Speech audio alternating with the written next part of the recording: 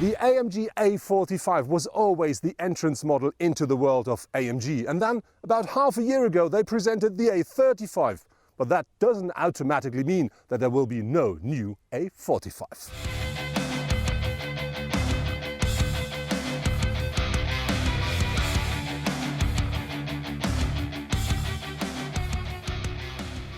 Parallel to the presentation of the new AMG A45, AMG also presents the new CLA version of the AMG 45. Of course, the design is quite different, but regarding to the power and the drive, it's very, very similar. And this is it, the brand new AMG A45. And from the front, you instantly recognize it must be the new one, because that one features this new radiator grille with its 12 upright bars. You may know that from the AMG GT models. When you look at the front, it looks wide, massive. And one reason is we have a very flat bonnet, two big power domes, and the car is about 60 mm wider than the A35. And to give this car this extreme shark nose look, you do find extra flat and narrow headlamps, of course LED technology, and to get the car the air it needs to breathe, you have these big extra air intakes down here with its two extra fins. From the side you can see this very flat nose of the car, and in these wider wheel arches you do find 19-inch alloys as standard. And to give the car more, let's say, make the car closer to the ground, we have these extra fins here on the side. For the extra sporty look, you do find the rear view mirror here on the shoulder of the doors. Very nice detail. When you look at the rear, we have a very short overhang at the rear that gives the car pressure, muscle and power. And I think very important is this rooftop spoiler here to give you the downforce you need for fast driving. At the rear of our AMG A45, you do find this splitted, very thin, narrow taillights in LED technology, of course. And to give the car the extra sporty look, you do find 4 exhaust pipes. They do have 82 mm in diameter at the standard version. With our car, it's 90 each. And to give this wide, sporty look, the extra kick at the end, you do find this massive diffuser. The A45 comes in two different versions. The base model offers 387 horsepower, while the S model offers 421. And this is, by the way, 40 more than the predecessor offers. Regarding to the torque, the base model delivers 460 Newton meters and the top version delivers 500 Newton meters of maximum torque. The engine is combined with all-wheel drive and of course always with the AMG automatic gearbox. There's no real reason to talk about the craftsmanship and materials here in the A45 because everything is as expected from an AMG. On top of this, we do have this very nice yellow stitching here which really lifts the interior to the next level.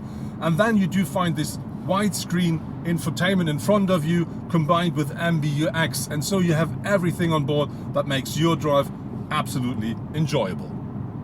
The bucket seats here in the A45 AMG are really comfortable and they offer loads and loads of support, and so you can really feel very nice and easy while driving. The only downside is that the headrest could be a bit more higher for people like me.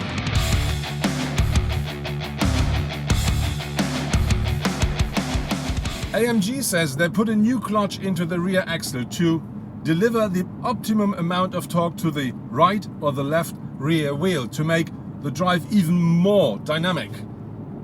And when you then drive the first bends and curves, you instantly feel that was a great idea.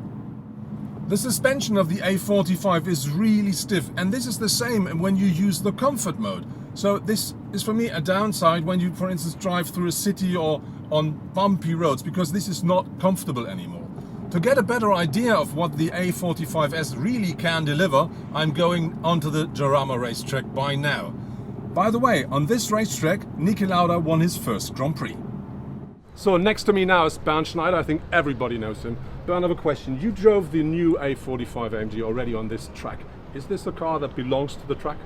Absolutely. This is a car, well, of course, made the public road. It's normal as an AMG, but also fits really home at racetracks like here at Jarama.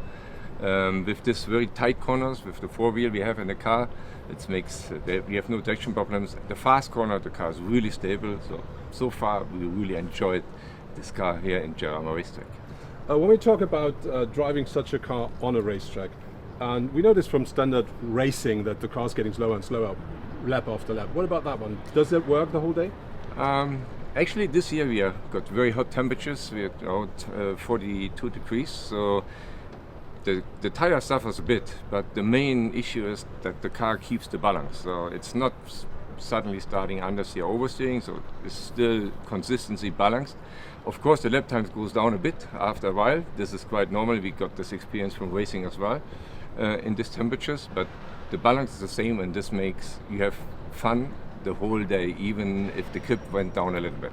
When we talk about lap times, is it the car that makes the pace, or is there anything else? Of course, the driver makes the roads a bit different, but this car is built for public road, but can do the racetrack really good, and it's quite easy to handle. And this makes the difference, that you're getting in the car, you feel comfortable, even if you're not professional drivers, that the car is predictable, and that you just get in and you find your own limits quite easy. So now it's time to go on the racetrack in the AMG A45 S, and I'm quite interested to see how that car works on that track.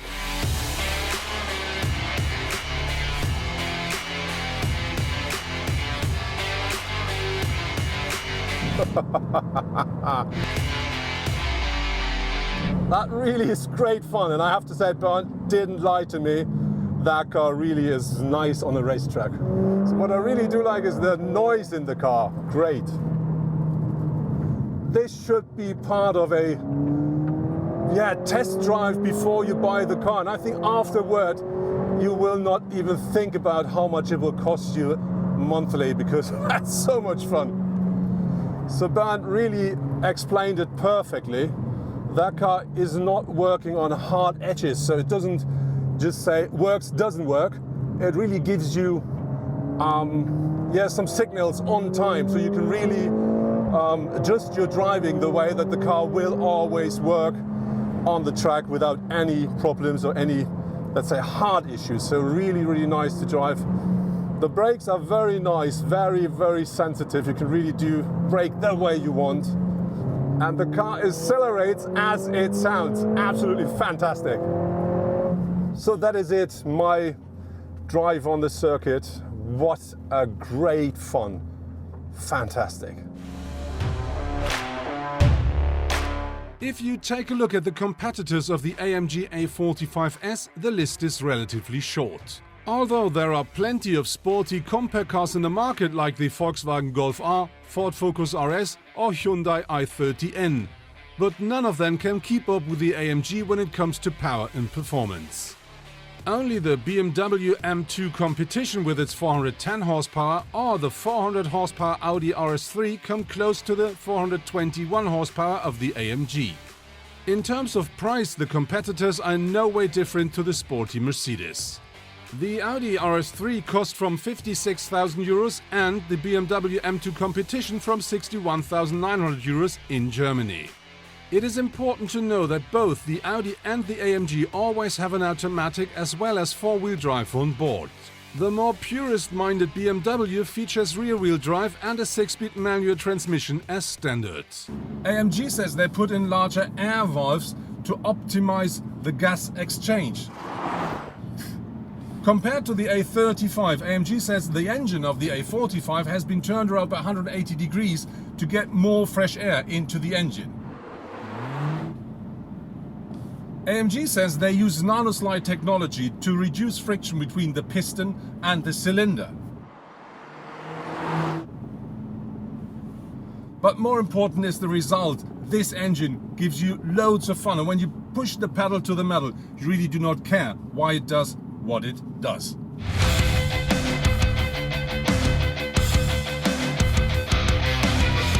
AMG says the A45 should take about 8.3 liters per 100 kilometer driven. During our test drive we used about, let's say, 10 liters, but that was a normal drive. So I think if you really push the car to the limit, you should expect something above 13, maybe 15. That was my test drive with the new Mercedes-AMG A45 S. And AMG promises loads of power, loads of performance and extremely driving fun. And this is exactly what that car delivers. It doesn't matter if you drive on road or on track, it's always a great pleasure and always great fun to perform with that car.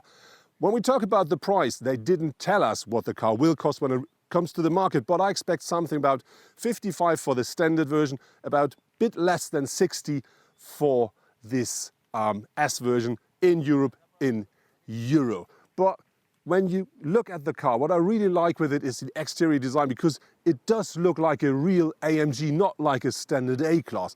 When you look at the interior, the materials, the craftsmanship, the infotainment, everything is at the highest standard that you can expect from a car like AMG.